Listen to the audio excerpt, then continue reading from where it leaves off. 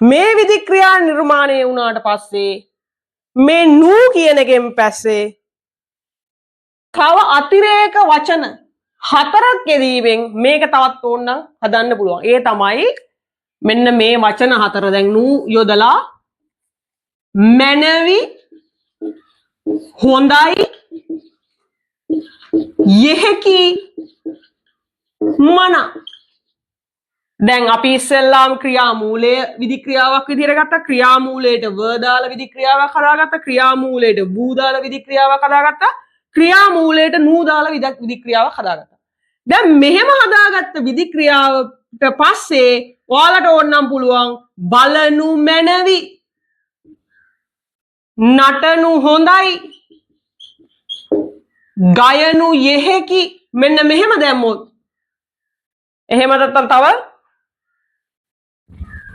රංගනු මනා මෙන්න මේ විදිහට මැනවි හොඳයි යෙහෙකි මනා මේ බලනු නටනු කියලා මේ හදාගත්ත විධික්‍රියාවන් පස්සේ මැනවි හොඳයි යෙහෙකි මනා කියන වචන යෙදුවට පස්සෙත් මේක විධික්‍රියාවක් විදිහට සලකනවා. ඔන්න අපි තවත් ආකාරයක් ඉදිරියගත්තා. ඊළඟට පුතේ තවත් විදිහක් කියලා දෙන්නම්. ඒ තමයි න්ට කියන වචන දාලා ක්‍රියාමූලයට ඕලන විධික්‍රියා හදාගන්න පුළුවන්. කොහොමද? න්ට න්ඩ අපි බලමු. දැන් බල නට ක්‍රියාමූල ඔයගොල්ලෝ දන්නවා දැන්. රංග ක්‍රියාමූල, ගය ක්‍රියාමූල නේද? රංගන්න කියන එකේ රංග. එතකොට මේ න්ට න්ද කියන වචන මේ බල කියන තැනට දැම්මොත් එතකොටත් විධික්‍රියාව. බලන්න, බලන්ට, බලන්ඩ මේ තුන මේ ඕන එකක් දැම්මොත් මේක විධික්‍රියා කරනවා. බලන්න මේ ක්‍රියාමූලයට නටන්න, නටන්ට, නටන්ඩ. ඊළඟට ගයන්න, ගයන්ට, ගයන්ඩ. ඊළඟට රංගන්න, රංගන්ට, රංගන්ඩ. මේ ආකාරයෙන් පුතාලට පුළුවන් විධික්‍රියාව නිර්මාණය කරගන්න. ඊළඟට පුතේ මේ විධික්‍රියාවට ඕගොල්ලන්ට පුළුවන් තවත් වචනයක් එකතු කර ගන්න. අපි ඉගෙන ගමු එකක්. පියව්. පිය සහ පියව් කියන වචනේ. පිය සහ පියව්. මේකටම අපිට දාන්න පුළුවන් පිය සහ පියව්. වචන ටිකක් මතක තියාගන්න තියෙන්නේ. බලපිය, නටපිය, ගයපිය, රංගපිය, පිය කියන වචන දැම්මත් ඒක විධික්‍රියාව. ක්‍රියාමූලයට පිය කියන ප්‍රත්‍යය දුවොත් එතනත් විධික්‍රියාවක් පුතේ. ඊළඟට මේ ක්‍රියාමූලයටම පියව් දැම්මොත් මේ නටපියව්, බලපියව්, රංගපියව්, ගයපියව්.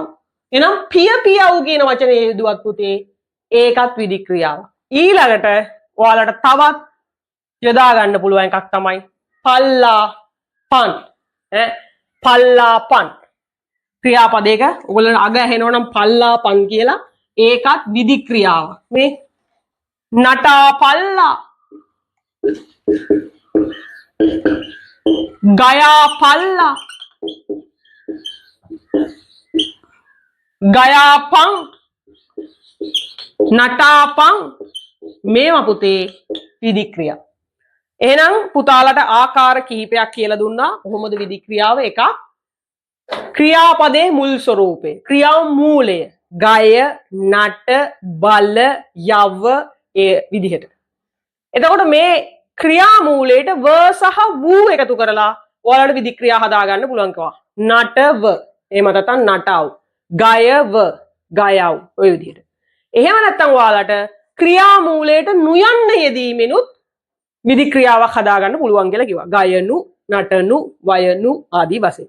ඊළඟට මේ ගයනු, නටනු, වයනු විදිහට හදපු ක්‍රියා පදවලට මැනවි, හොඳයි, යෙහෙකි, මනා කියන පද හතරෙන් මොකක් හරි එකක් සම්බන්ධ වෙලා තියෙනවා නම් ඒකත් විධික්‍රියාවක්.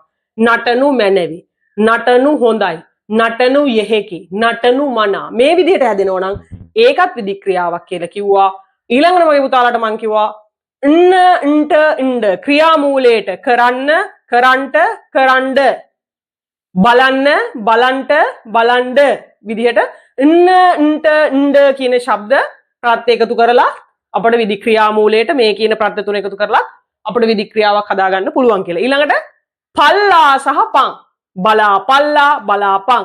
බල යවා පල්ලා යවා පං. මේ විදිහට පල්ලා සහ පන් කියන